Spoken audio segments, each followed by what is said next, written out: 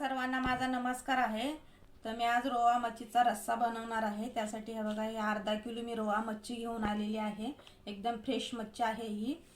आणि जे साहित्य लागणार आहे हे दाखवते मी तुम्हाला।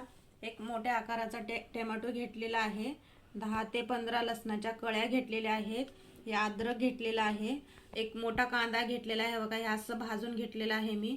हे अर्धी वाटी खोबऱ्याचा तुकडा घेतलेला आहे, ह्याला पण भाजलेला आहे असं। आणि हे कोथिंबीर घेतलेली आहे। आता हे कोथिंबीर, लसूण, अद्रक ह्याचं वाटण करून घेणार आहे मी। हे सर्व कोथिंबीर, अद्रक, लसूण मी आता हे खलबत्त्यामध्ये वाटून घेते। तर हे बघा, खलबत्त्यात वाटलं का एकदम आपल्या भाजीला चव येईल रश्श्याला।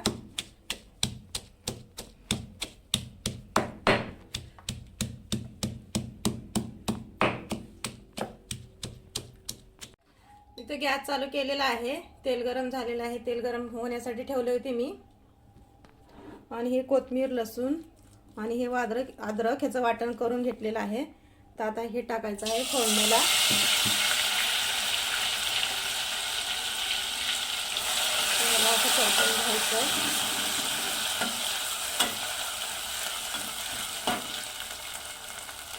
आता याच्यामध्ये हे लाल तिखट टाकते मी, हा घरचा मसाला आहे, त्यात खडे मसाले पण आहेत,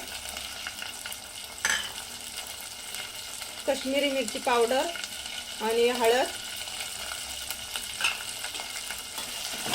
ह्याला खालीवरी करून घ्यायचंय।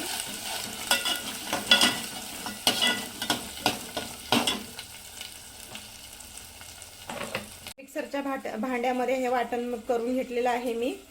तर हे खोबरं, कांदा आणि एक टोमॅटो आता हे घालते।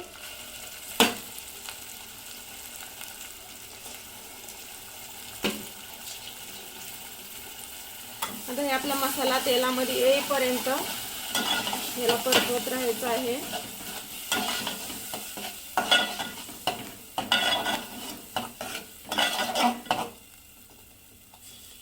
आपला मसाला इथे तेलामध्ये आलेला आहे, हे बघा।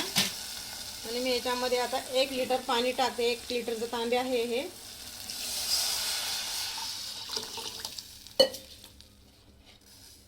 आणि आता आपल्याला ही मच्छी घालायची आहे।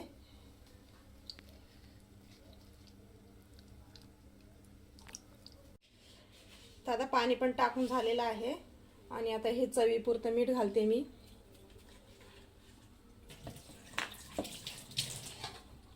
आणि मिडियम आचेवरती आपल्याला 15 मिनिटं शिजून घ्यायचं आहे। A few moments later. 15 मिनिटं झालेले आहेत, तर मी झाकण उघडून घेते। तर छान अशी उकळी आलेली आहे, बघू शकता। तर तुम्ही याच्यामध्ये चिंच पण टाकू शकता, कोकम पण टाकू शकता। तर मी इथे गॅस बंद करून घेते आता या बाउलमध्ये काढून घेते रस्सा।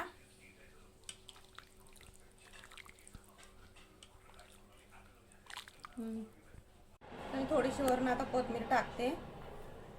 आणि हे मच्छी पण मी एका प्लेटमध्ये काढलेली आहे।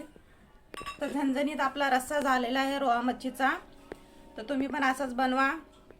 आणि ही रेसिपी आवडली असेल तर तुम्हाला लाईक करा, शेअर करा आणि सबस्क्राईब करायला विसरू नका।